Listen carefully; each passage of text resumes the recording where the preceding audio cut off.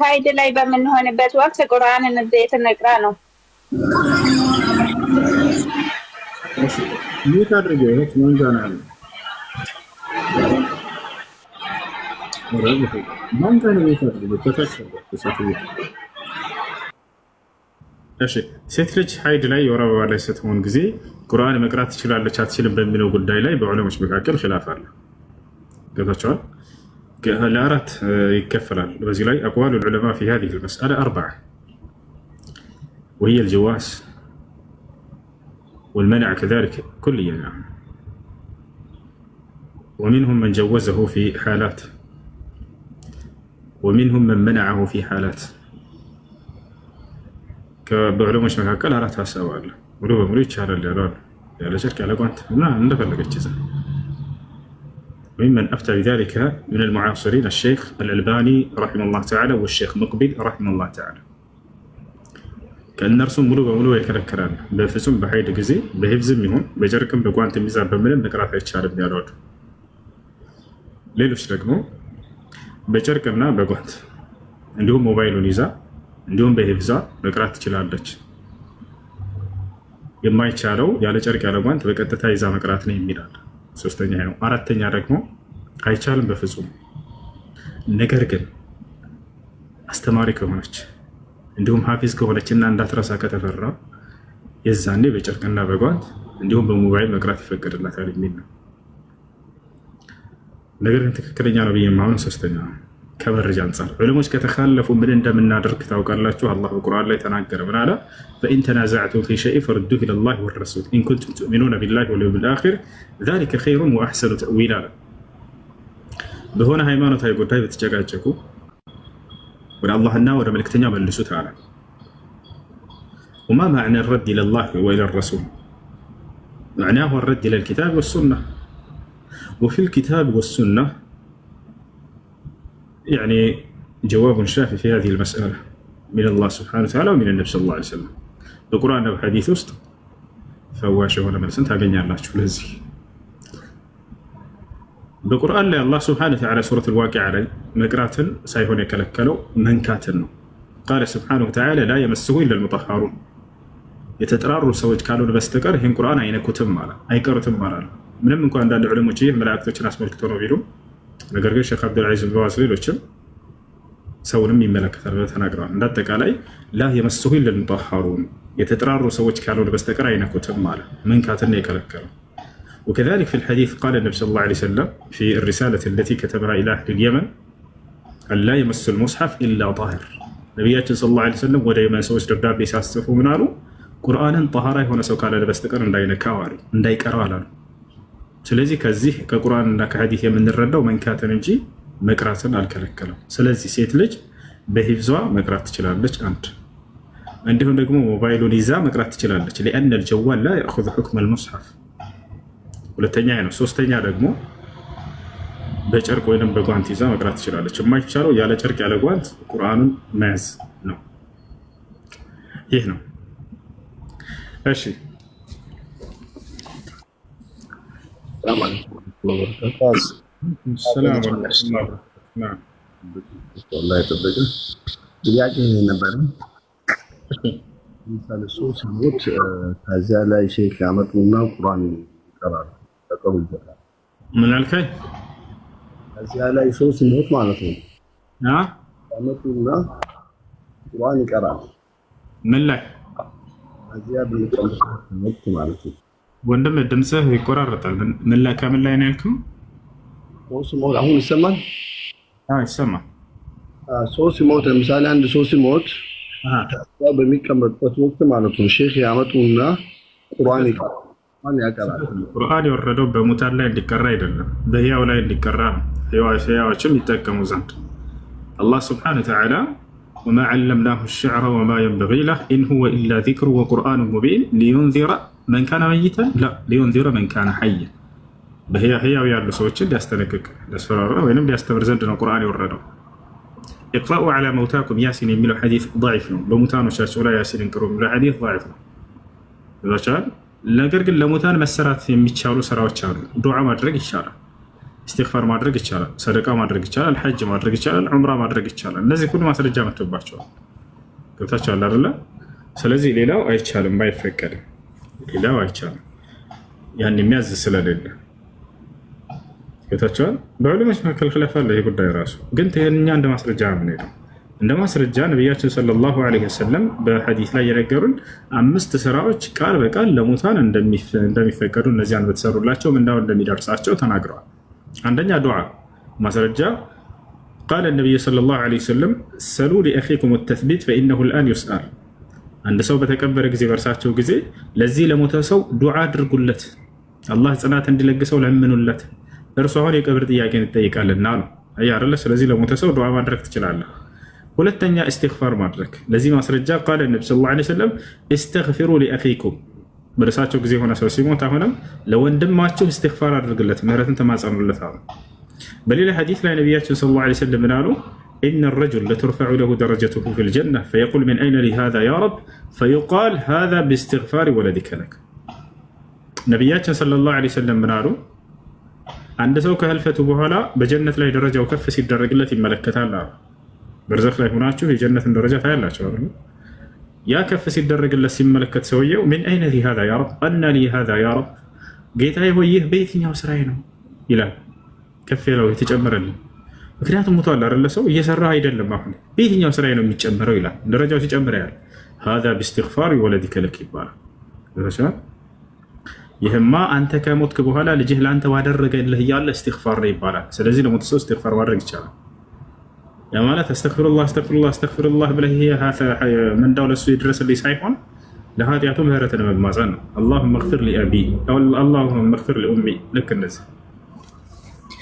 ሶስተኛ የሚደርሰው ምንድነው? ለሙታን ሰደቃ ማስረጃ። ለዚህም ጃአት እምራአቱን ኢለ ነቢይ ሰለላሁ ዐለይሂ ወሰለም ወቃለት ያ ረሱለላህ ኢነ ኡሚ ቀድ ማተት ፈለው አተሰደቁ ዐንሃ ሀል የንፈዑሃ ቃለ ነቢ ሰለላሁ ዐለይሂ ወሰለም ነዓም ወዐለይከ ቢልማ። አንዲት ሴት ወደ ነቢ ሰለላሁ ዐለይሂ ወሰለም ጋር መታ ጠየቀች። አንተ የአላህ መልክተኛ ሆይ እናቴ ሙታብኛለች፣ ለእርሷ ብዬ ሰደቃ ባደርግላት ይጠቅማታል ይደርሳታል ብላ ጠየቀች። አዋላት ነቢ ሰለላሁ ዐለይሂ ወሰለም። ስለዚህ ለሞት ሰው ሰደቃ ማድረግ ይቻላል። ስለ ስንት ደረሰን? 3 ደረሰን። ዱዓ፣ እስትግፋር፣ ሰደቃ። አራተኛና አምስተኛ ሐጅና ዑምራ። አሁንም ልክ እንዲሁ አንዲት ሴት መታ ነቢ ሰለላሁ ዐለይሂ ወሰለም ጠየቀች። ጃአት እምራአቱን ኢለ ነቢ ሰለላሁ ዐለይሂ ወሰለም ቃለት ያ ረሱለላህ እነ ኡሚ ቀድ ማተት አፈአሑጁ ዐንሃ ፈቃለ ለሃ ነቢ ሰለላሁ ዐለይሂ ወሰለም ሑጂ ዐንሃ ወዕተሚሪ። አንተ የአላህ መልእክተኛ ሆይ እናቴ ሞታብኛለች፣ ስለ እርሷ ብዬ ሐጅ ላድርግላት ይፈቀዳል አለች። አዎ ሐጅም ዑምራም አድርግላት አሉ። ስለዚህ ከእነዚህ የምንረዳ ምንድን ነው? 5 ስራዎችን መስራት ለሙታን ሰዎች ይደርሳሉ። ከዚህ ውጭ ግን አልተናገሩም ነቢ ሰለላሁ ዐለይሂ ወሰለም። በሌላ ሐዲስ ላይ የተናገሩት አለ ከዚህ ጋር የሚጠቃለል ነው፣ ከዚህ ወጣ አይደለም። እሱም ምንድን ነው? ቃለ ነቢዩ ሰለላሁ ዐለይሂ ወሰለም ኢዛ ማተ ብኑ አደም እንቀጠዐ ዐንሁ ልዐመል ኢላ ሚን 3 ሰደቀቱን ጃሪያ አው ወለዱን ሷሊሕ የድዑ ለህ አው ዒልሙን የንተፈዑ ቢሂ። ነቢ ሰለላሁ ዐለይሂ ወሰለም ምን አሉ? የአደም ልጅ በሚሞት ጊዜ የመልካም ስራው ምንዳ ከእርሱ ይቋረጣል አሉ።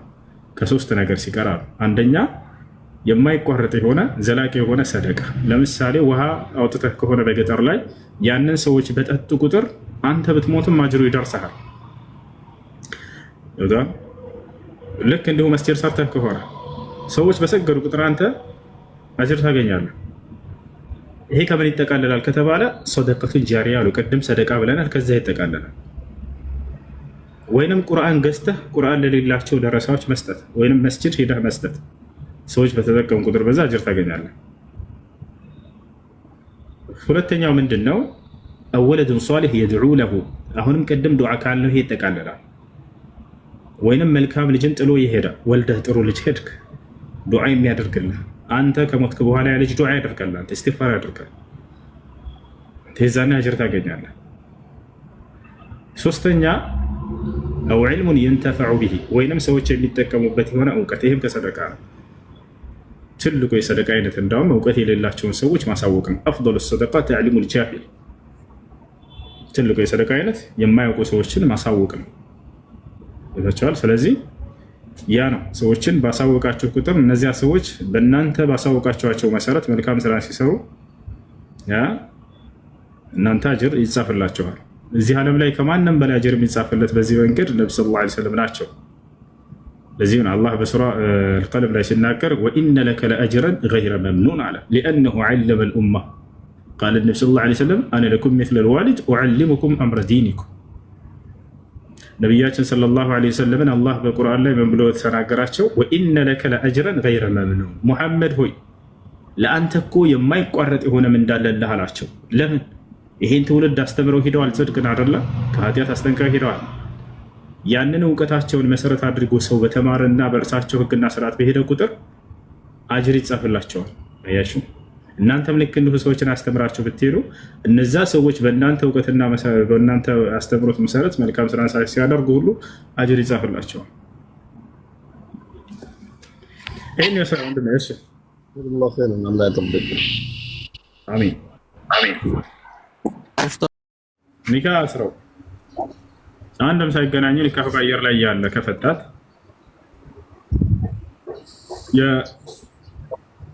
የመህር ጥሎሽ አላት። ነገር ግን ምን ያክል ከተባለ ግማሽ፣ ከተወሰነው መህር ግማሽ አላት። ማስረጃ የቁል አላህ ስብሓነሁ ወተዓላ ፊ ሱረት አልበቀራ ወኢን ጠለቅቱሙሁነ ሚን ቀብል አን ተመሱሁነ ወቀድ ፈረድቱም ለሁነ ፈሪደተን ፈኒስፉ ማ ፈረድቱም ኢላ አን ያዕፉነ አው ያዕፉወ አለዚ ቢየዲሂ ዑቅደቱ ኒካህ ይላል።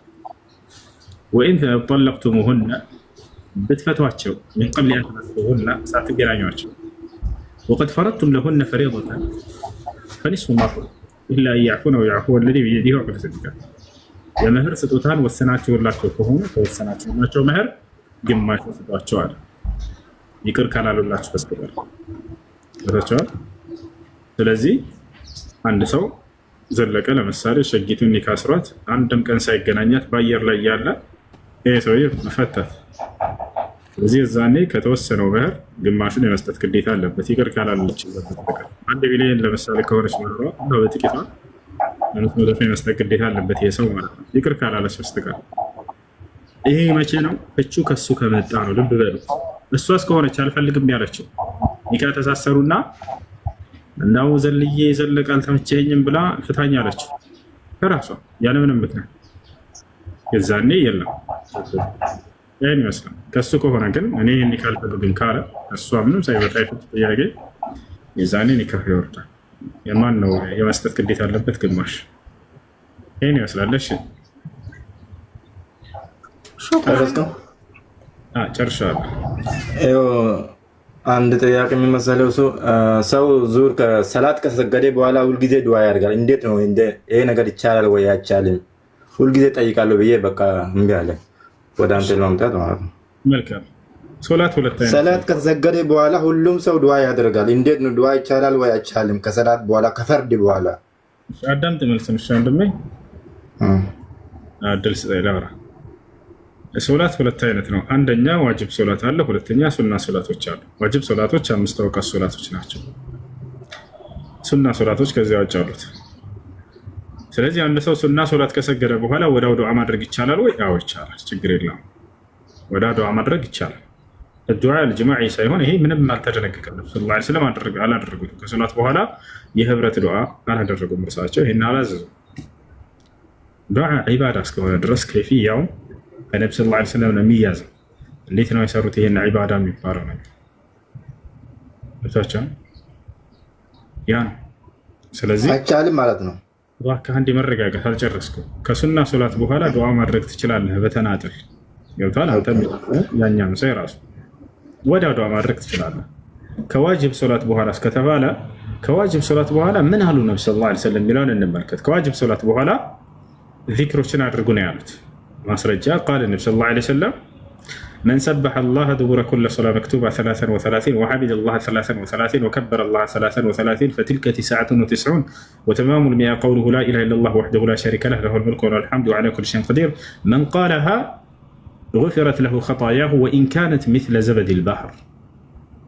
ነቢያችን ሰለላሁ ዐለይሂ ወሰለም ምን አሉ? ከግዴታ ሶላቶች በኋላ 33 ጊዜ ሱብሃነላህ ያለ፣ 33 ጊዜ አልሐምዱሊላህ ያለ፣ 33 ጊዜ አላሁ አክበር ያለ፣ ይህ 99 ሲሆን አሉ መቶኛ ደግሞ ላኢላሃ ኢለላህ ወሕደሁ ላ ሸሪከ ለህ ለሁል ሙልኩ ወለሁል ሐምዱ ወዐላ ኩሊ ሸይኢን ቀዲር ያለ ያለፈ ኃጢአቱ ሁሉ ይማርለታል አሉ። ያለፈ ኃጢአቱ ሁሉ ይማርለታል። አሁን ከዚህ ማስረጃ እንድትወስዱ የፈለኩት ነገር ምንድን ነው? ከግዴታ ሶላቶች በኋላ እነዚህን ያለ ብለው አስቀምጠዋል እርሳቸው። ስለዚህ ከግዴታ ሶላቶች በኋላ እነዚህን ነው ማለት ያለብን ማለት ነው።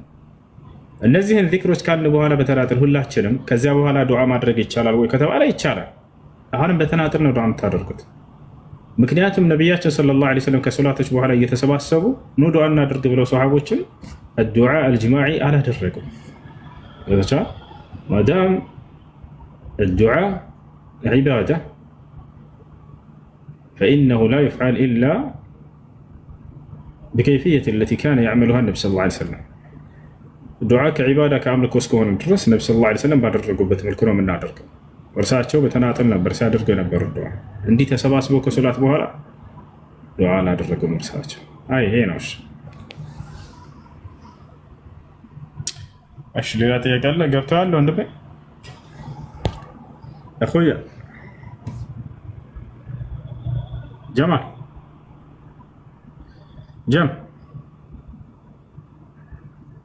ጀምነት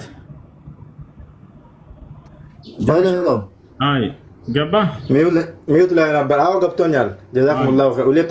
ሁለተኛ ላይ ጠይቀህ በል። ሁለተኛ ጥያቄ ደግሞ አሁን ሰው ሙስሊም ሆኖ ሙስሊም ይጣላል።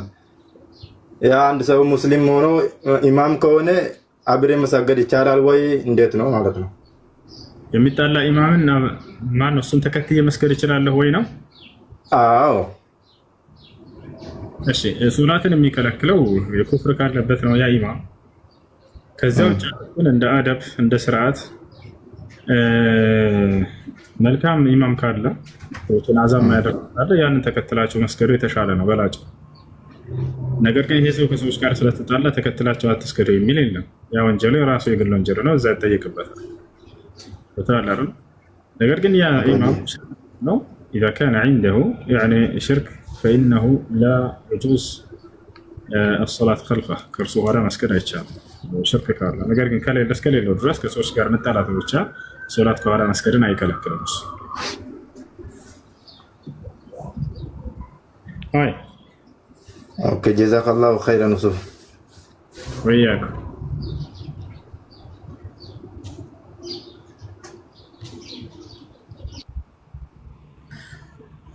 السلام عليكم أسو. وعليكم السلام ورحمة الله وبركاته. ጥያቄ አለኝ። ጥያቄ ምን መሰለህ ኡስታዝ? ምን እንደሚመስል ወላሂ አልሰማሁትም እስካሁን። እስኪ ስትነግረኝ እሰማለሁ ኢንሻአላህ። ጥያቄ ምንድን ነው? እሺ አንድ ሰው ሽርክ ለመስራት አስቦ ነይቶ ሳይሰራ ቢቀር እንዴት ነው ቅጣቱ? አላህን ያመስግን፣ አላህ ጠበቀ። ሽርክ ማለት በጣም ትልቅ ኃጢአት ነው። ኢነ ሽርክ ለዙልሙን ዐዚም። ትልቅ በደል ብሎ ማለት ክህደት ነው። ትልቅ ኃጢአት ብሎ ማለት ክህደት ነው፣ ሽርክ ነው፣ በአላህ ላይ ማጋራት። ነቢያችን ሰለላሁ ዐለይሂ ወሰለም ተጠየቁ ማ ሁወ አዕዘሙ ዘንብ ያ ረሱለላህ ፈቃል አን ተጅዐለ ሊላሂ ኒደን ወሁወ ኸለቀክ። አንቱ የአላህ መልእክተኛ ሆይ ትልቁ ኃጢአት ምንድን ነው ሲባሉ ጊዜ አላህ ፈጥሮህ ሳለ በእርሱ ላይ ሌላን ቢጤ ማጋራት ነዋ ብለው መለሱ። የሰው ልጅ እንዴት ነው የፈጠረውን አምላክ ለቅጽበት እንኳን ክዶ ከእርሱ ውጭ ለሌላ አካል አምልኮን የሚሰራ ሰው? ሽርክ ብሎ ማለት ሽርክ መዕናሁ ተስዊየቱ ገይሪላሂ መዐላሂ ፊ ኸሳኢሲላህ። ሽርክ ብሎ ማለት አላህ በሚነጥልባቸው የአምልኮ ስርዓቶች በአንዷም እንኳን ቢሆን ለሌላ አካል ማጋራት፣ ለሌላ አካል መስራት ነው። ኩል ዒባዳት التي جاءت في الكتاب والسنة يجب أن تصرف لله سبحانه وتعالى وحده، فمن صرفها لغير الله سبحانه وتعالى فقد كفر أو أشرك. ማንኛውም በቁርአንና በሐዲስ ላይ የመጡ የአምልኮ ስርዓቶች ሁሉ ለአንዱ አምላክ ለአላህ ብቻ ሊሰሩ ይገባል። ከነዚያ አንዳቸውንም እንኳን ለሌላ አካል የሰጠ ሰው በአላህ ላይ ያጋራ፣ አላህን ካደ። አላህ ስብሓነሁ ወተዓላ ምን ይላል? ቁል ኢኒ ኡሚርቱ አን አዕቡደ አላህ ሙኽሊሰን ለሁ ዲን ወኡሚርቱ ሊአን አኩነ አወለል ሙስሊሚን። ሙሐመድ ሆይ ለሰዎች እንዲህ በላቸው እኔ አላህን በብቸኝነት ጥርት አድርጌ እንድገዛ ታዝዣለሁኝ፣ ሃይማኖት ለእርሱ ብቻ ጥርት አድርጌ እንድገዛ ታዘዝኩ ይበላቸው ይላል። አደራ አደራ አደራ አላህ ፊል ዒባዳ፣ አደራ ስለ አምልኮ ከአላህ ውጭ ለሌላ አካል ለማንም እንዳትሰሩ። አላህ ስብሓነሁ ወተዓላ የማይምረው ኃጢአት ቢኖር የትንሣኤ ቀን ማለት ነው ክህደትን ነው፣ አይማርም። ዛሬ በምድር ላይ ሲማራል ወይ? ሰውዬው ወደ አላህ ንስሐ እስካደረገ ድረስ ይምረዋል። ከሞተ በኋላ ግን የት ጊዜ ያገኛል ይሄ ሰው ተውበት ለማድረግ? ዳግም ወደ ምድር መመለስ የለም እና ስለዚህ ሽርክ ሊሰራ ያሰበ ሰው ነገር ግን ያንን የተወ ሰው ስትል ጊዜ ወደ ጥፋት ላይ የቀረበ ሰው ልክ የገሃነም አፋፍ ላይ ሊገባ ብሎ እንደተረፈ ያክል አላህን ያመስግን። ከሽርክ ላይ በጣም ይራቅ፣ ከሽርክ ክልል ይራቅ። እሺ ያ ተውበት ምናምን ማድረግ አያስፈልግም ማለት ነው። ምንም አልሰራም፣ ኃጢአትን አልሰራም። ያን በማሰቡ ብቻ አላህ ስብሐነሁ ወተዓላ የሚይዝበት ኃጢአት ነገር የለም እስካልሰራው ድረስ። ነቢያችን ሰለላሁ ዐለይሂ ወሰለም ኢነላሀ ተጃወዘ ዐን ኡመቲ ማ ሐደተት ቢሂ ነፍሰሃ ማ ለም ተዕመል አሉ።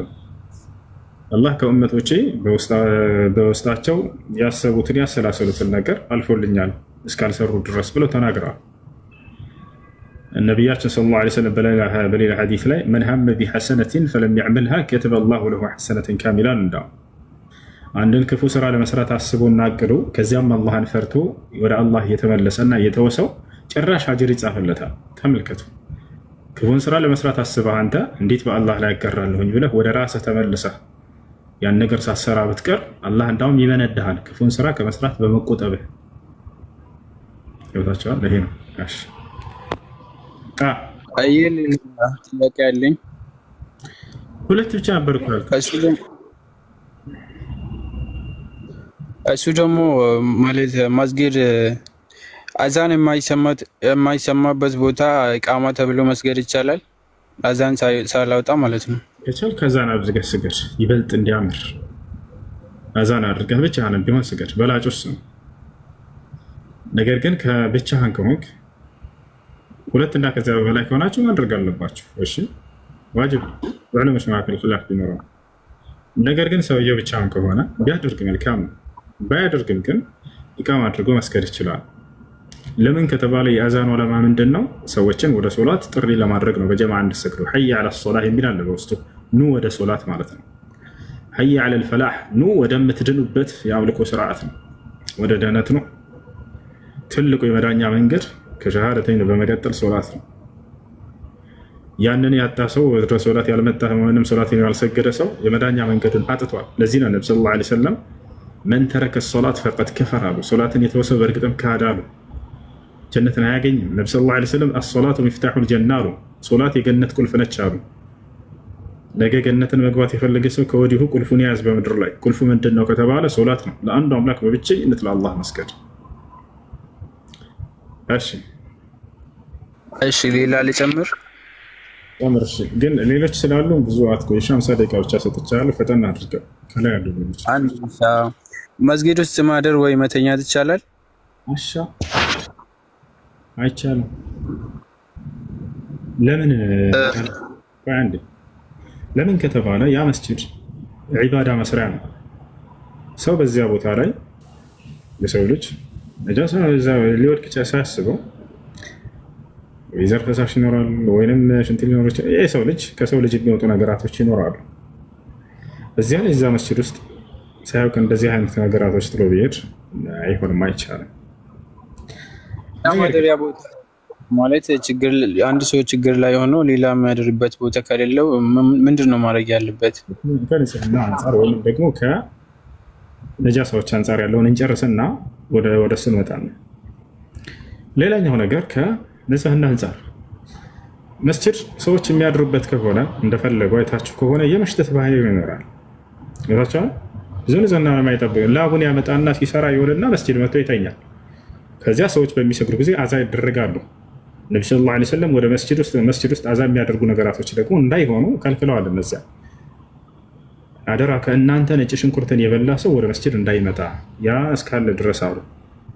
لأن الملائكة تتأذى مما يتأذى منه بنو ሰዎችን አዛ ያደርጋል ያ ነገር።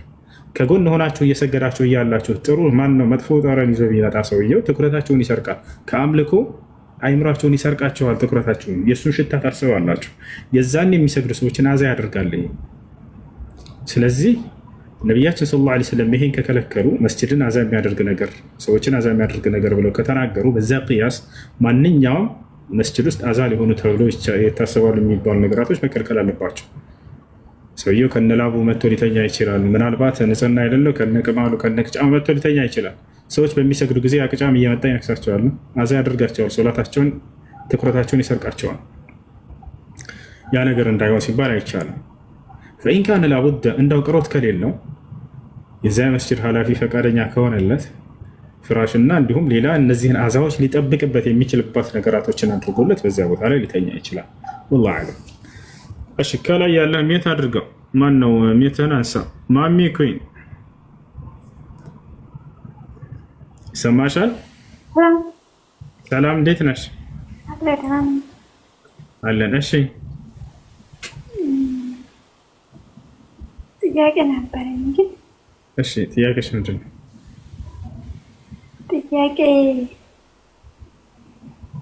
ትመልስልኛለህ? ኦኬ እስቲ ኢየሱስ ክርስቶስ ኢየሱስ የት ጋር ነው እኔ ነብይ ነኝ ያለው? እሱ ንገረኝና ከዛ ይችላል። እሺ በቁርአን ላይ እናሳይሽ ኢየሱስ ክርስቶስ እኔ ነብይ ነኝ ያለበትን። እሺ አቡከር አንዴ ሱራ መርየም ላይ ቃለ ኢኒ አብዱላሂ አታኒ አልኪታብ ወጀዐለኒ ነቢያ የሚለውን አጣላት። አቡከር አለ?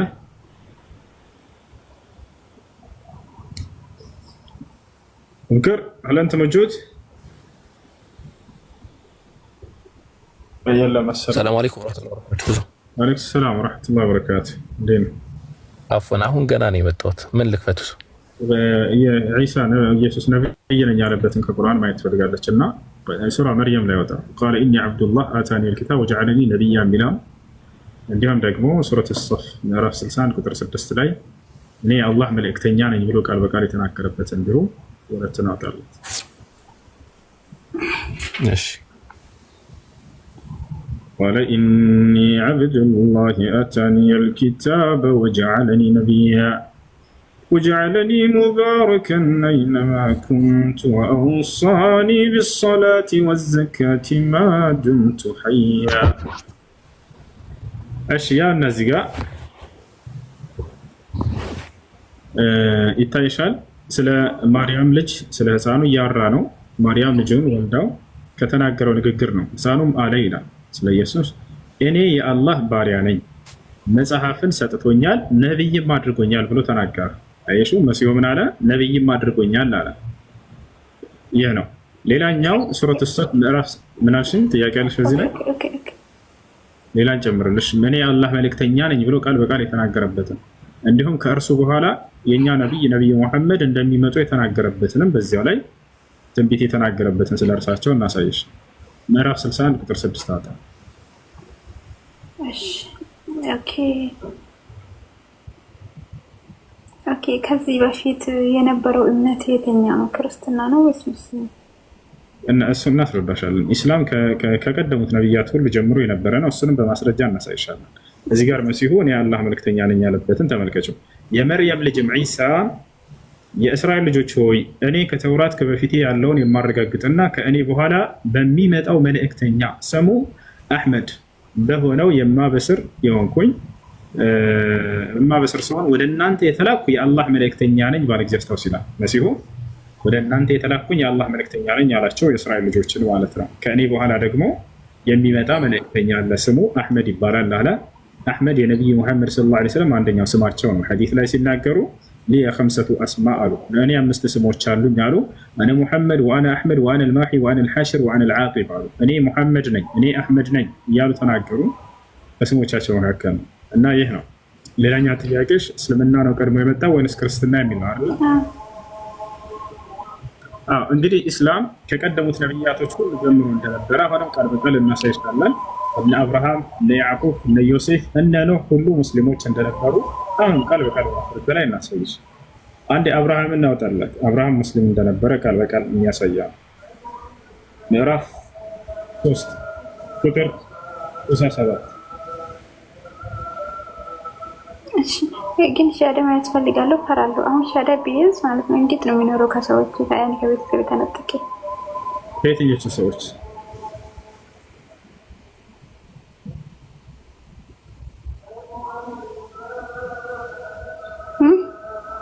እሺ ያና አብርሃምን አንድ እናሳይሽና ስለ ሻሃዳ እናወራለን። ኢብራሂምም ይሁዳዊም ክርስቲያንም አልነበርኩም፣ ግን ወደ ቀጥተኛው ሃይማኖት የተዘነበለ ሙስሊም ነበር እያለ ይናገራል። ያ ሙስሊም እንደነበረ አብርሃም ይናገራል። ስለዚህ ኢስላም በነቢዩ ሙሐመድ ሰለላሁ ዐለይሂ ወሰለም የተጀመረ ሳይሆን የቀደሙት ነብያቶች ሁሉ ሃይማኖት እንደነበር ከዚህ ትረዳላችሁ። እሺ ከየትኞቹ ሰዎች ጋር ነው ያልሽው? አይ አሁን እኔ ሻሃዳ መያዝ ፈልጋለሁ። እዚህ ጓደኞቹ ሙስሊሞች ናቸው። ቤተሰቤ ጋር እንዴት ነው የሚኖረው? ግን ክርስቲያን ሆኜ ማለት አያስፈራም? ምንም ያስፈራ ነገር የለም። ቤተሰብ መናገር ምን አይጠበቅብሽም። ግዴታ ያወቁ ጊዜ ግን ቃሌ እምነት የለሽ በዚያ መጽናት አለብሽ። አሁንማ ለማንም አልናገርም። ምን እስላማዊ ትምህርት እንድትማሪ የሚያገኙ ልጆች ይኖራሉ። ደግሞ ግማ አንገት ዝግጁ ነሽ? እሺ ኦኬ። አሽሃዱ አላ ኢላሃ ኢለላህ ወአሽሃዱ አነ ሙሐመደን ረሱሉላህ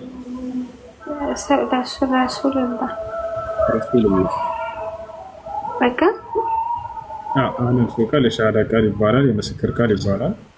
እስልምና ሃይማኖት የመጀመሪያው መሰረት ነው። ትርጉሙ አሽሀዱ አን ላ ኢላሀ ኢለላህ ማለት ነው፣ ከአላህ በስተቀር በእውነት የሚመለክ ሌላ አምላክ የለም ብዬ መሰክራለሁ። ሙሐመድም የአላህ መልእክተኛ እና ነብይ ናቸው ብዬ መሰክራለሁ። ይህ የመጀመሪያ እስልምና ሃይማኖትና መሰረት ነው። ከዚህ በኋላ ደግሞ ሻርቦ ሶላት ትጀምራለሽ። ሶላት ሁለተኛ እስልምና ሃይማኖት መሰረትና ትእዛዝ ነው። ከዚያ መቀጠል ስለ ሃይማኖቶች ይበልጥ እንድትማሪ ልክ እንዲሁ ደግሞ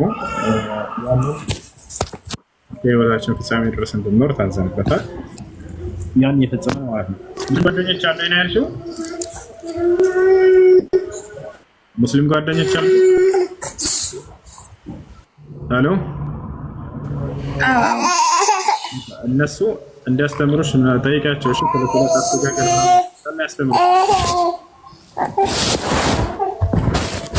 እስቲ ምን አልከኝ? አልሰማሁም። ኦኬ ይቅርታ። እነሱ ስለ ሶላት አስተጋገር እንዲሁም ትምህርቶች አናግራቸው። ኦኬ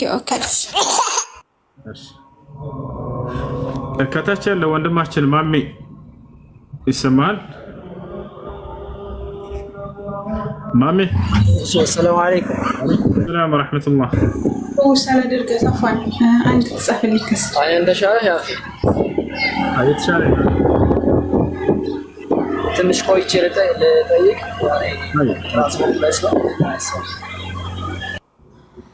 እሺ አዛን እያለ ነው እዚህ። ልጆች ቀጥሉ እናንተ። ባረከላሁ ፊኩም። ሰላም አለይኩም ወራህመቱላሂ ወበረካቱ። አይተሻለ ነው ያ ጀማ አይነና የምትሉ ልጆች በራሱ ጊዜ ዛሬ ፈንድት አላለም። አልሐምዱሊላህ ኦፕሬሽን ሳደረግ ቀንሷል አይደለ? ስለዚህ የተሻለ ነው።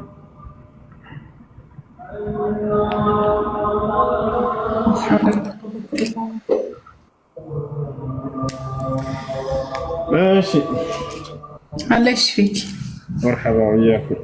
هاي ልጆች ቀጥሉ። ባረከላሁ ፊኩም። ወደ መስጂድ ይቻላል። يا رب طيب مرحبا ابشر አሁን የወጣሽው የሰለምሽው ልጅ አንድ ቁጥር ጻፊልኝ። ባረከላሁ ፊክ አንድ ቁጥር ጻፊልኝ። ፎሎ ሳላደርጋት ነው የወጣችው። ወይም በውስጥ ጻፊልኝ እሺ ካለሽ። አቡበከር እና ኢብራሂም ሰላሉ እነሱ ይቀጥላሉ ኢንሻአላህ። ቀጥሉ። ሰላም አለይኩም።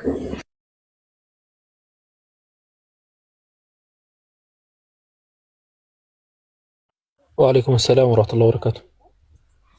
እንዴት ናችሁ? ሰላም ነው? አልሐምዱሊላህ ሰላም ነው።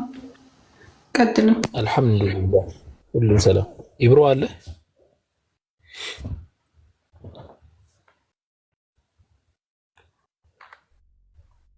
ኦኬ ጥያቄ ያለው ሰው ካለ ወይም ክርስቲያን ካለ እሺ ኢንሻአላህ ግቡ። ዛህሩ ኢንሻአላህ ትንሽ ቀጥ ያለው ቀጥ ግን መርሐባ። እሺ ጥያቄ ያላችሁ ቀጥሉ። ጥያቄ ያለው ጠይቁ። ከላይ የገባችሁ ጀግቡ። በረከላህ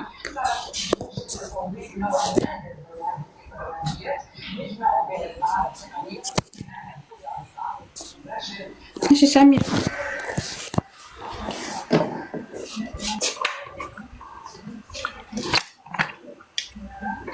ሰሚር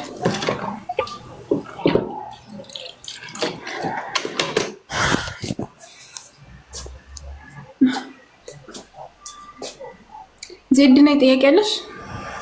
ተው ግን ተው እንዴ! ጥያቄ ካላቸው ብቻ ግቡ።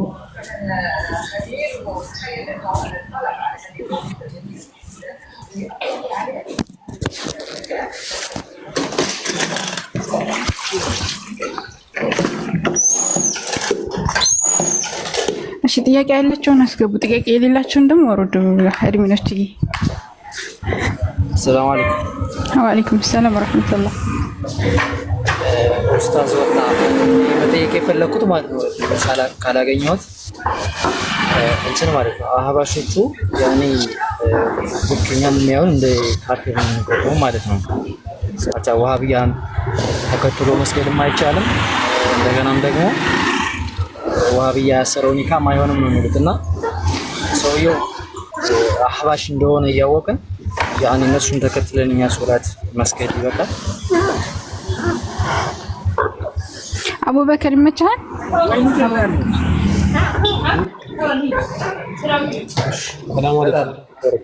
ወአለይኩም ሰላም ወራህመቱላህ። ኦኬ አብዲ ሚዩት አድርግሽ ከተሰማው ማለት የሆነ የተወሰነ ሀሳብ ብቻ ላቅርብና እሺ አብዲ ሚዩት አድርግ ኢንሻአላህ። አብዲ ለአብዲ አካውንት እሺ ያ ወንድማችን የጠየቀን ጥያቄ እሺ ኢዕቲቃዲየን ችግር ያለባቸው አካላቶች ኢንሻአላህ ኢዕቲቃዲየን ችግር ያለባቸው አካላቶች ከነሱ ጀርባ መስገድም ሆነ በእነሱ ያሰሩት ኒካህ የመሳሰለው ነገር እንዴት ይታያል? አስለንኛ እንደ ነቢያችን መሐመድ ሰለላሁ ዐለይሂ ወሰለም አስተምህሮና እንደ ሰለፎች አቋም ተከታዮች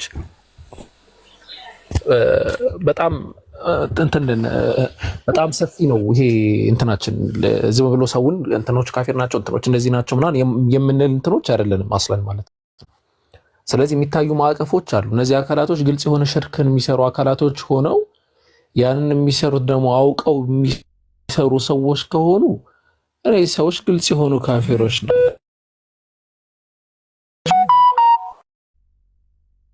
እና ካፊር የሚለውን ቃል ግን አላህና መልእክተኛ ካከፈሩት ሰው በስተቀር እኛ ዝም ብለን ተነስተን እንትና ካፊር ነው እንትና አይደለም የምር ያንን ነገር ወመን ዩሻቂቅ ረሱል አላ እነዚህ መልእክተኛውን አላህ ሱብሓነሁ መልእክተኛውን ነብዩ መሐመድ ሰለላሁ ዐለይሂ ወሰለም ቸል የሚሉ ከሳቸው አስተምሮ ዘንበል የሚሉ ከሳቸው የሚጋፈጡ አካላቶች ከምን በኋላ ነው ያለው? ሚን ባዕዲ ነው ያለው። ማ ተበየነ ለሁል ሁዳ ቀጥተኛው ትክክለኛው መንገድ ግልጽ ከሆነለት በኋላ ግልጽ ከሆነለት በኋላ ወደ ኋላ የሚመለስ አካል ከሆነ አስለን ያ ግልጽ የሆነ ካፊር ነው የሚሆነው። ካፊር ደግሞ ልክ እንደተባለው ከካፊር ጀርባ መስገድም የለም ካፊር ኒካህም ሊያስርም አይችልም በመሰረቱ ማለት ነው። ግን እኛ ሰብሰብ አድርገን እንትኖች እነሱ ልክ እንደሚያደርጉት እነሱ ኢዕቲቃዲየን ሌሎቹ በማክፈር በጣም ይታወቃሉ። የሰለፍ መንገድ ግን ይሄ አይደለም። ዝም ብለን እንትን እንደዚህ ኢቭን ሺዓዎችን ራሱ በጠቅላላው ሺዓዎች ካፊር ናቸው ብሎ የሚናገር አንድም የሰለፍ ዓሊም መሻይኽ አታገኙ። እያንዳንዱ ነገር በተፍሲል ነው፣ እያንዳንዱ ነገር በጥንቃቄ ነው እና ከዛ አንፃር ነው የምናየው። ሀቢብ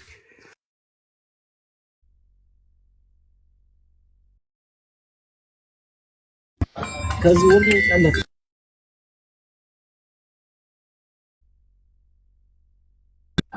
አቡኪ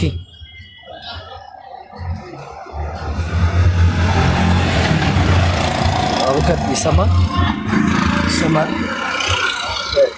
የኔ ጥያቄ ሀታ እነሱን ዳይሬክትሊ ካፊር ናቸው ማለት ሳይሆን እነሱ እኛን እንደ ካፊር ነው የሚቆጥሩ እና በዛ መካከል እነሱ እኛን እንደ ካፊር እያዩ እነሱን በሆነ አጋጣሚ አኽባሽ መሆናቸውን እያወቅን ከነሱ ጋር ተከትሎ ከኋላ ማስገዱ ነው እንጂ ያኔ እነሱ ተካፊር ናቸው በሚለው አይነት ወይ አይደለም።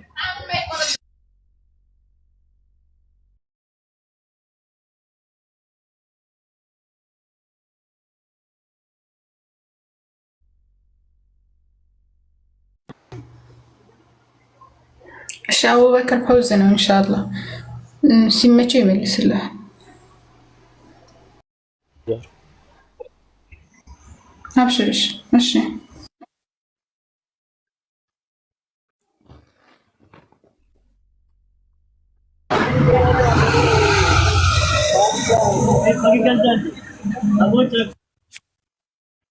ማሚ ምን አልከኝ? እኔ ያልኩት እኔ ዳይሬክትሊ እነሱን ዑለሞች ካፊር ያላደረጋቸውን ካፊር ናቸው ማለት ሳይሆን ያኔ እነሱ እኛን የሚያዩ ልክ እንደ ካፊር ነው የሚቆጥሩ እና በዛ መካከል እነሱ ወሃቢያን ማነው የአህባሽ እንደሆኑ እያወቀ እነሱ ማለት ተከትለን እኛ መስገድ እንችላለን ነው እንጂ ዳይሬክትሊ እኛ እነሱ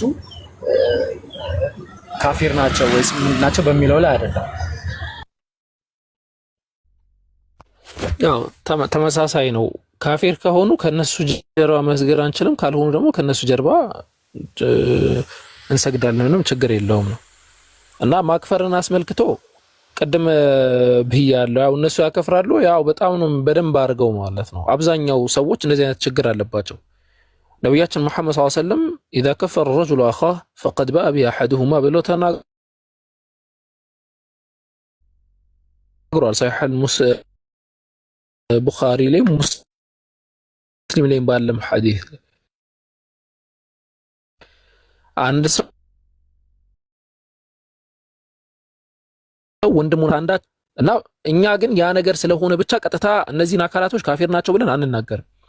በተቃራኒው ግን ሁጃ የቆመባቸው አካላቶች ሆነው ሙሽርክን የሚሰሩ አካላቶች ከሆኑ አዎ ካፊር ናቸው፣ ከነሱ ጀርባ አይሰገድም። ካልሆኑ ግን ችግር የለውም ነው።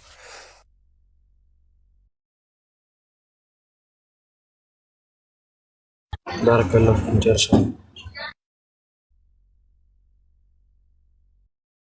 እሺ ወያክ ኢንሻአላህ። እሺ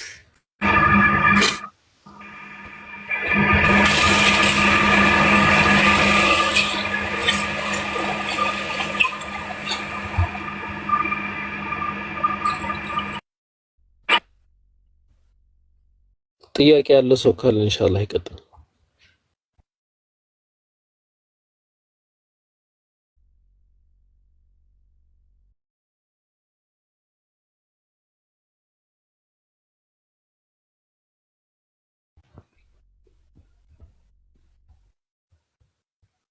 ኦኬ ጥያቄ ያላቸውን ሰዎች ኢንሻአላህ አስገቧቸው። እሺ ምናልባት ገስት ላይ ያሉት ጥያቄ ካሌላቸው ያላቸውን ሰዎች አስገቧቸው ኢንሻአላህ።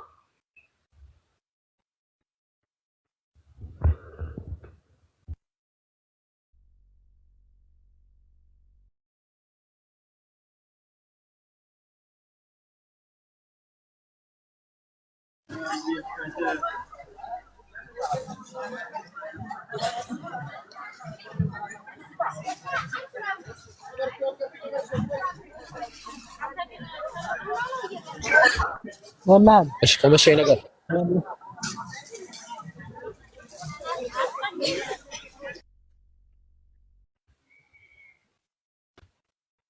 እሺ ሌላ ጥያቄ ያለው ሰው ካለ ኢንሻአላህ መግባት ትችላላችሁ። ንጽጽር ዛሩ ኢንሻአላህ መቀጠል ትችላለሽ። ኦኬ ትሰማያለሽ አሁን። ሰላም አለይኩም ወራህመቱላሂ ወበረካቱ። ወአለይኩም ሰላም ወራህመቱላሂ ወበረካቱ። ፈትዋ መጠየቅ ይቻላል? አዎ ይቻላል፣ ግን ሁሱ ሲመጣ ትጠይቃለሽ። ኦኬ እሺ።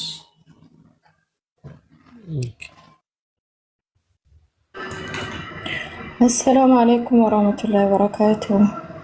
ወአለይኩም ሰላም ወራህመቱላሂ ወበረካቱ። ጥያቄ አለ። እሺ ታች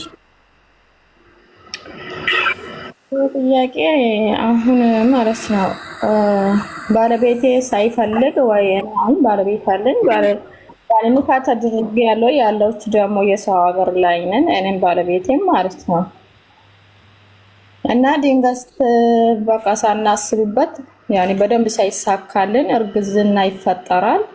ከዛ አሁን እሱ ፍቃደኛ አይሆንም።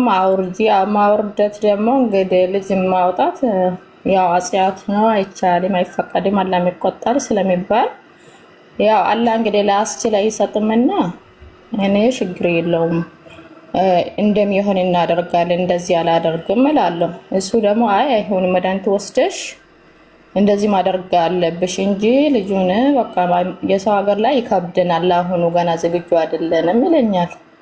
ስለዚህ እኔ የሱን ቃል ሰምቼ መድኃኒት ቢወስድ ልጁ ቢወርድ እንግዲህ እንዴት ይታያል? ይሄ ያው እንግዲህ እኔ ቢወልድ ደስ ይለኛል። ያው ባይሳካልንም እንግዲህ አላህ ላያስችል አይሰጥም።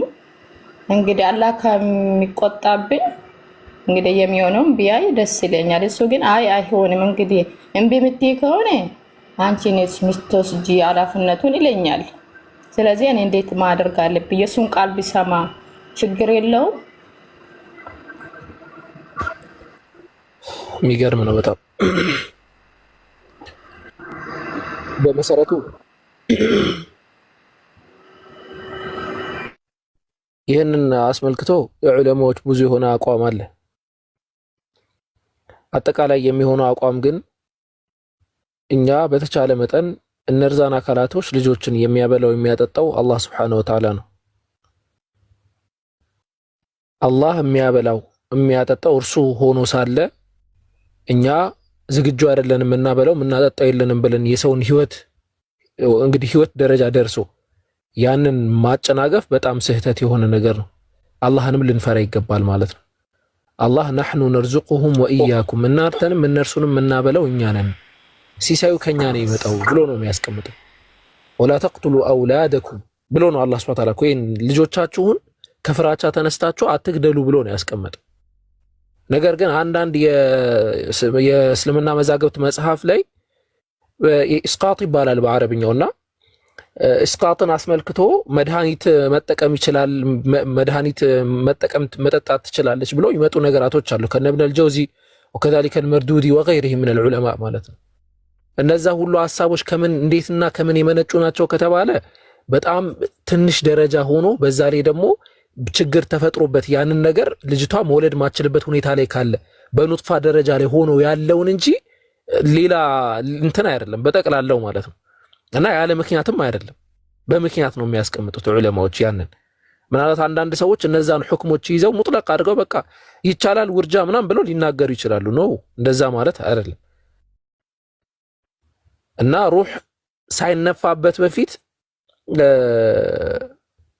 አንድ የሚያስቀምጠው ነገር አለ። ያ ከ40 ቀን በፊት ከ40 ቀን በኋላና ከ40 ቀን በፊት እንትን ይከፍሉታል። ከዛ ደግሞ ጠቅለል አድርገው ደግሞ አንዳንድ ዑለማዎች አስለን በሁሉም ቢሆን አይቻልም ብለው ነው የሚያስቀምጡት። በሁሉም ቢሆን ማለት ነው። ስለዚህ ከዛ አንፃር ማድረግ ያለብን ምንድነው ከተባለ አታድርጊ ለጤናሽ በጣም ችግር አለ። والله መውለድ ማችበት ደረጃ ልደርሽም ትችላለሽ። ሼኽ ኢብኑ ባዝ ረሂመሁላህ ተዓላ ይህንን ጥያቄ ራሱ ተጠይቀው ምን ብለው ነው መልስ የሰጡት? ላ የጁዝ አይበቃም ብለው ነው ያስቀመጡት።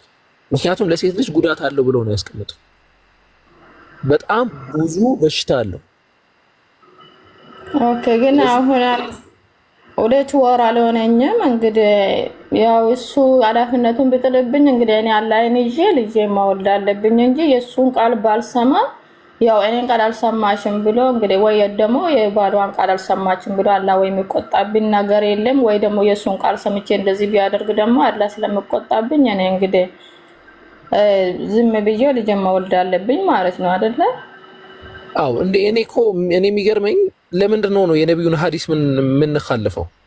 ነብዩ መሐመድ ሰለላሁ ዐለይሂ ወሰለም በሐዲስ ላይ ግልጽ አድርገው ያስቀመጡልን ነገር አለ። በጣም ብዙ መዛግብቱ ላይ ተዘወጁ አልወዱድ አልወሉድ ወላዲ የሆነችውን አግቡ ብሎ አስቀምጧል። እንግዲህ አሁን እዚህ ጋር ንካ ነበር የተደረገ እንጂ ገና ሰርግም ገና ስለሆነ ከማል እንግዲህ ይሄ ተፈጥሮ ሰርግ የሚባል ነገር እንደዚህ የሚባል ነገር በዲናችን የለም። ሰርግ ምናምን የሚባል ነገር የለም። በቃ አስሎ ኒካህ ነው።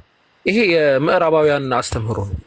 እንደዚህ ሰርግ ምናምን እንደዚህ የሚባል ነገር የለም በእስልምና አስተምህሮ። በቃ ኒካህ ከተደረገ አለቀ፣ ሌላ እንትን የለም። ስለዚህ ከዚህም በኋላ ላለመውለድ ራሱ ምቺበት ሁኔታ ሊፈጠር ይችላል። በዑለማዎች አቋም መሰረት አልኩሽ ከ40 ቀን በፊት ከሆነ ችግር የለውም ብለው የሚናገሩ አሉ። ያም ግን ለضرورة ነው። አፍضሉ ግን በቃ ላይሆን ነው የሚቻለው ነው ብለው ነው የሚያስቀምጡት። አሁን ደግሞ 2 ወር እያልሽ ነው ገና 2 ወር እየሆነ ነው። ገና አልሆነም 2 ወር። አንድ ወር ችግር የለውም። አንድ ወር ሳይደርስ ከሆነ ችግር የለውም አይደለም። አሁን አዳምጪኝ። ችግር በቃ በጣም አደገኛ ችግር ከሆነ ያንን ቢያደርጉ ችግር የለውም ብለው የሚያስቀምጡ ዑለማዎች አሉ። ላኪን الافضل ثم الافضل አለ ማድረጉ ነው። አምጪው ባልሽን ተነጋገር ያለቀ። ይሄ እኮ ለዚህ ዱንያ እሱም የራሱ ቁርአን ያላቃል ነው። ጥያቄን ጠይቅና ጨርስ ስፔስ። እሺ እሱ ያላቃል ነው ቁርአን እኮ ጨርስ በቃ ይሄ ነው ጥያቄ ነው። እናንተ የምታምኑት እንደዚህ ነው። ያው ይሄ ነው ጥያቄ። በጣም ጥሩ። ስለዚህ በቃ አንድ ጥያቄ ነው ያለ ማለት እሺ ጥሩ ኦኬ። ቁርአን አላህ Subhanahu Wa Ta'ala በሱረቱ ተውባ ምዕራፍ 9 ቁጥር 6 ላይ حتى يسمع كلام الله በማለት የአላህን ቃል እስከሚሰማ ድረስ በማለት የአላህ ቃል መሆኑን በግልጽ ተናግሯል። አለቀ። እሺ ሌላ ጥያቄ ያለው ሰው አለ?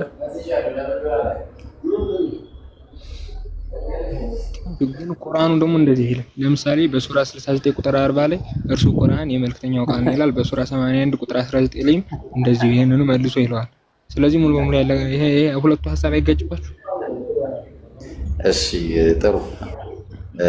ያው ጥያቄ አንድ ነው ወይ ብዬ ስጠይቅ አው ብለህ ነበር። እሺ ይሁንልህ፣ ችግር የለውም መልስላለሁ። አው ትክክል ነው። ያ እዛ ያለበትን ምክንያት ለምን እንደሆነ ላስረዳ።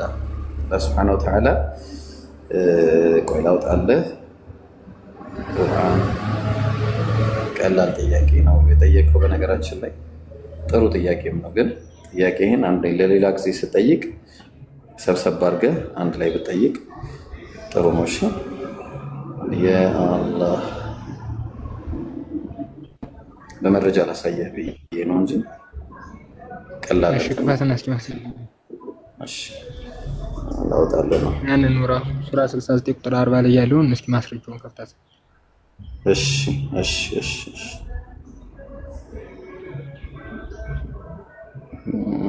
ኦኬ ምን ሆነ ይሄ ነገር?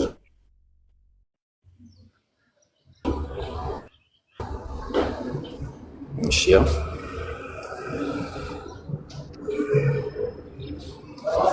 ይታያል።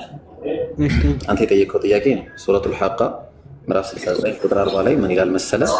ኢነሁ ለቀውሉ ረሱሊን ከሪም ይላል። ኢነሁ እሱ አለ እሱ ቁርአን የተከበረው የመልእክተኛ ቃል ነው አለ። ስለዚህ አሁን ጥያቄ ስለሆነ ሚዩት አድርገን ነው የምታዳምጠኝ። እሺ አለዛ ደግሞ ውይይት ከሆነ ያው በደብል ስታንዳርድ እያደረኩ ነው የምመልስልህ። ውይይት ከሆነ የፈለግከው ማለት ነው።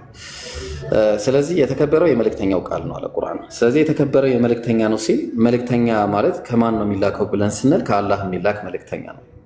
ቃሉ የአላህ ቃል ሲሆን መልእክተኛው ደግሞ የአላህን ቃል ይዞ የሚመጣ ነው። ለዛ ነው ቀጠልና ምን አለ? ወማ ሁወ ቢቀውሊ ሻዒር፣ ይሄ ቃል የገጣሚ ንግግር አይደለም ማለት ቀሊለን ማ ትኡሚኑን። ተግባባን? የመልእክተኛ ነው እንጂ የገጣሚ አይደለም ማለት።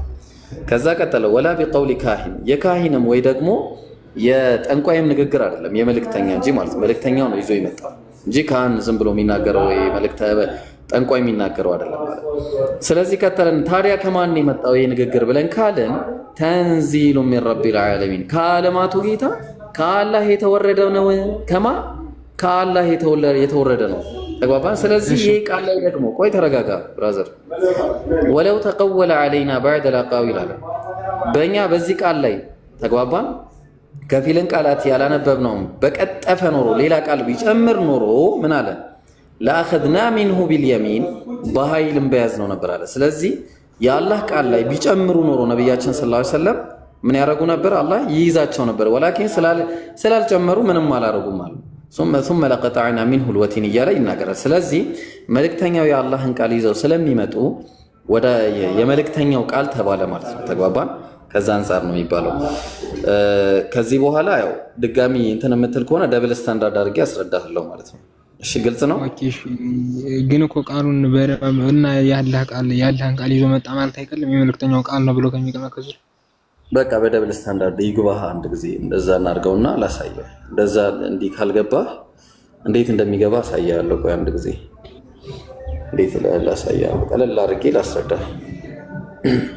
ደብል ስታንዳርድ ሲሆን ነው ብዙ ጊዜ የሚገባችሁ። ለአይነት ነገሮች ቀላል የሆኑ ነገሮችን እሺ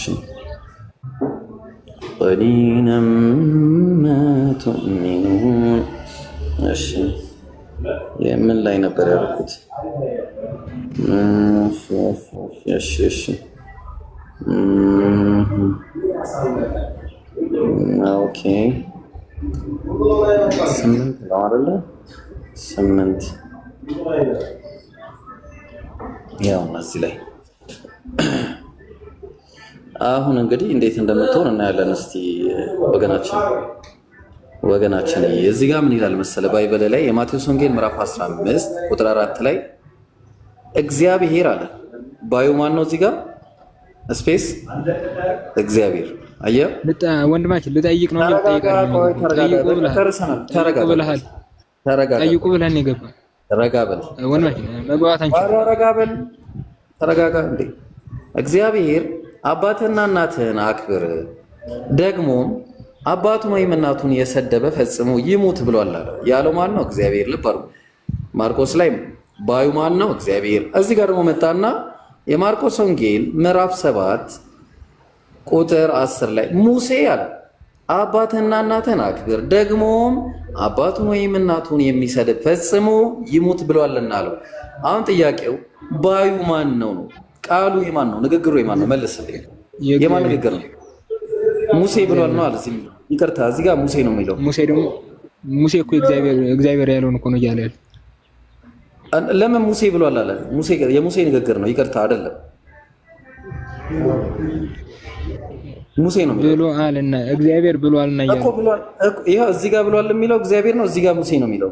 ማን ነው የሚለው? የማን ንግግር ነው? ንግግሩ የማን ነው? የእግዚአብሔር። ሙሴ ነው የሚለው እዚህ። አየህ፣ ለራስህ እንዲህ ነው።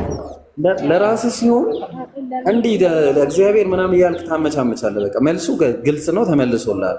አሁን ሁለተኛ ጥያቄ ካለ ጠይቅ። ሌላ እሺ፣ ሁለተኛ ጥያቄ ደግሞ ማለት ነው እንግዲህ ለሙሐመድ ነብዩ እንዴት ነው ቁርአን ይወረደላቸው? አቤት፣ ለነብዩ መሐመድ እንዴት ነው ይወረደላቸው? እሺ ላሳየህ፣ እሱን እንዴት እንደወረደላቸው ላሳየህ። ኦኬ፣ ለምን አሳያለሁ? መልስላለሁ፣ በቃል መልስላለሁ። ነቢያችን ሰለላሁ ዐለይሂ ወሰለም ከአላህ ዘንድ በጅብሪል አለይሂ ሰላም አማካኝነት ቁርአን እንደወረደላቸው ቁርአኑ ራሱ ይናገራል። በሱረቱል በቀራ ምዕራፍ 2 ቁጥር 97 ላይ ቁል መን ካነ ዐዱወን ሊጅብሪል ፈኢነሁ ነዘለሁ ዐላ ቀልቢከ ቢኢዝኒላህ በላቸው። ያ ሙሐመድ ሰለላሁ ዐለይሂ ወሰለም መን ካነ ዐዱወን ሊጅብሪል ለገብርኤል ጠላት ሆነ ካለ ፈኢነሁ እሱ ገብርኤል ነዘለሁ ዐላ ቀልቢክ በልብህ ላይ አወረደዋል። ተግባባ? በማን ፍቃድ? ቢኢዝኒላህ በአላህ ፍቃድ በልብህ ላይ አወረደዋል። አለቅ። እንደዚህ ነው ወረደው። እሺ ታጽፎ ነው የወረደው ወይስ እንዴት ብሎ ነው የወረደው? ማለት ዝም ብሎ ነው የወረደላቸው ሲል እኔ ይሄ ግራ ገብቶኛል። በልብ ላይ ነው የወረደው። በልብ ላይ ወረደ እና ማን ጻፈው? በልብ ከወረደ ማን ጻፈው?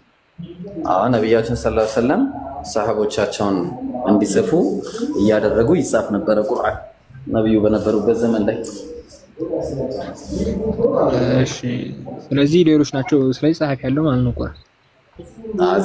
መጻፍም አያስፈልገውም ነበረ፣ ግን ይጻፍ ነበረ። በነቢያችን ሰለላሁ ዐለይሂ ወሰለም ዘመን ይጻፍ ነበረ። ነብዩ እያዘዙ ይጻፍ ነበረ። ጸሐፊዎቹን ማየት ፈልገህ ነው ብራዘር? ማወቅ ፈልጌ ነው። እሺ እነ ዘይድ ብኑ ሳቢት ብዙ ከ40 በላይ ጸሐፊያ ነው። ማየት ፈልገህ ከሆነ ላውጣልህ አንዱ ምሳሌ። እሺ ሱራ 72 ነው የጻፈው። ሱራ የጋኔሎች ምዕራፍ የጋኔል ማን የጻፈው? ቁርአንን ሙሉ የጻፉት ሰሃቦች ናቸው። በአጠቃላይ እንደዚህ 10 መጽሐፍ አይደለም ምዕራፍ ነው እሱ ብራዘር። እሺ ቁርአን የጻፈ ነው። ስለዚህ የተለያየ ሰው ነው ማለት ይጻፍ ምዕራፍ አይደለም። የተለያዩ ጽፎች ጽፈውታል። የነብዩ ሰሃቦች ማለት ነው፣ አንድ ላይ ሆነው ማለት ነው። እና ያን የጋኔን አሁን ጋኔን የሚለው ምን ለማለት ተፈልጎ ነው? ለምዕራፉ ይጽፍ ልክ መጽሐፍ ቅዱስ ላይ የመዶሻ ምዕራፍ እንደሚለው ማለት ነው። እንደዛ ነው። ምንም አዲስ ነገር አዎ። እሺ እስኪ ያሳየኝ የመዶሻ ምዕራፍ ይላል። ምዕራፍ ማየት ትፈልጋለህ? እሺ የእንትን ይሄ ለምሳሌ ዘዳግም ማለት ነው። አቃቀን እንዳለስ እንመጣለን። የመዶሻውን ላይ የዘዳግም ማለት ነው።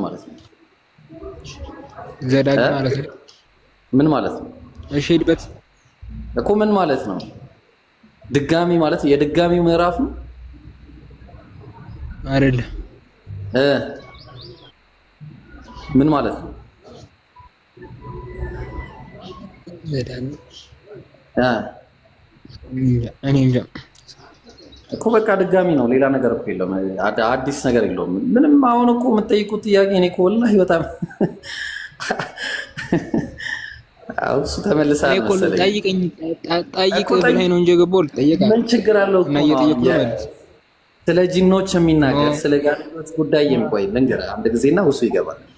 የሱረቱል ጂን ማለት የጂኒዎች ምዕራፍ ማለት ነው። ጂኒዎችን አስመልክቶ አላህ ቁርአን ላይ ስለተናገረ በቁርአን ውስጥ አስኳሉ የሆነ ሜን ፖይንቱ አላህ በምዕራፍ አስቀመጠልን ማለት ነው። ተግባባን? ምዕራፉ ይሄንን አስመልክቶ ብዙ ነገር ልታውቁ ትችላላችሁ በዛ ውስጥ የሚለውን ነገር ነው። ተግባባን? እንጂ ምንድነው አሁን የጋኔል ምዕራፍ ስላለ ጋኔል የጻፈው ነው እያልክ ያለው? እንደዛ ከሆነ መዶሻ እኔ ቆይ እሺ ችግር የለም። እስቲ አሁን ሁሱ ቀጥልና እንደዚህ አይነት ጥያቄ ነው። እሺ በእናንተ አስተምሮ ማለት ነው ለአላህ ብቻ ነው ስግደት የሚገባ አይደል? ኢብራሂም መለሰለት አለ ቀጥል። አዎ ለአላህ ነው የአምልኮ ስግደት በነብያችን የአምልኮም ይሁን የምንም አሁን በዚህ ሰዓት በእኛ ሸሪዓ የሚፈቀደው ለአላህ ብቻ ነው። ግን ከዛ በፊት አላህ Subhanahu Wa Ta'ala ከነቢዩላህ አደም ጀምሮ አለይሂ ሰላም እስከ ነብዩ ሰለላሁ ዐለይሂ ወሰለም እስከ መምጣታቸው ድረስ የክብር ስግደት እንደነበረ ቁርአን ይነግረናል። ተግባባን? ከዛ በተረፈ በአሁኑ ሰዓት ግን በምንም አይነት ሁኔታ አይፈቀድም በእስልምና የአደምን ልታነሳ ከሆነ ማለት ነው።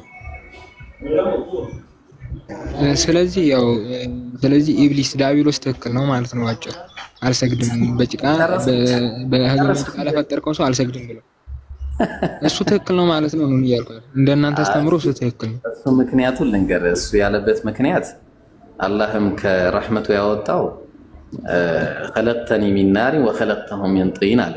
እኔን ከእሳት ፈጥረኸኝ እሱን ከጭቃ ለፈጠርከው እንዴት ሰግዳለሁ? አነ ኸይሩ ሚንሁ አለ። እኔ ከሱ የተሻልኩ ነኝ በማለቱ ነው።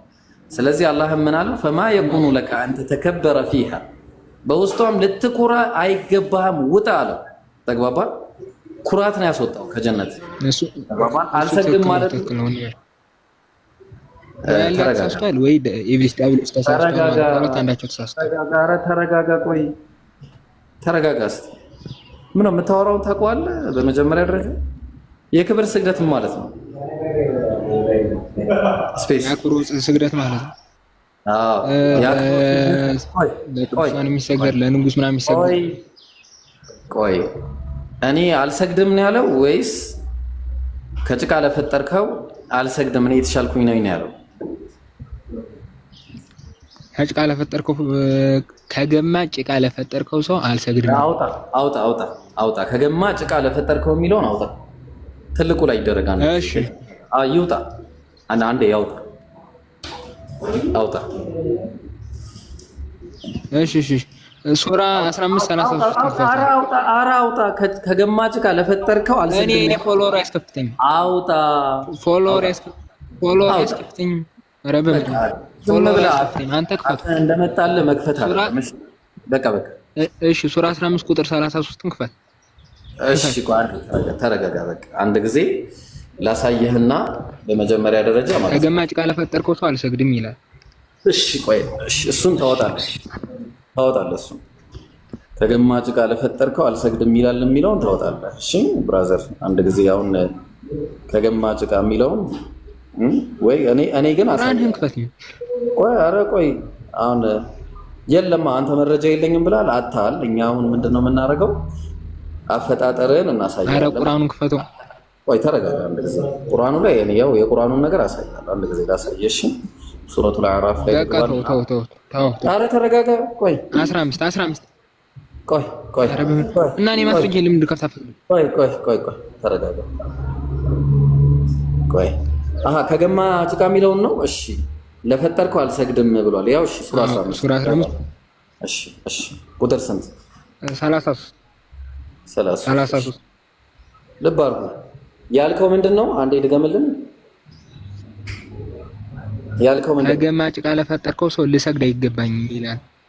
እሺ ከገማ ጭቃ ለፈጠርከው ሰው ልሰግድ አይገባኝም። አንብቦ እሺ ከገማ ጭቃ እሺ አንብሽ አንብብ። ያው ከግም ጭቃ ነው እና እኔ ምን ተሳስቻለሁ? ልሰግድ አይገባም ይላልና ይሄ ከግም ጭቃ ለፈጠርከው ሰው ልሰግድ አይገባም።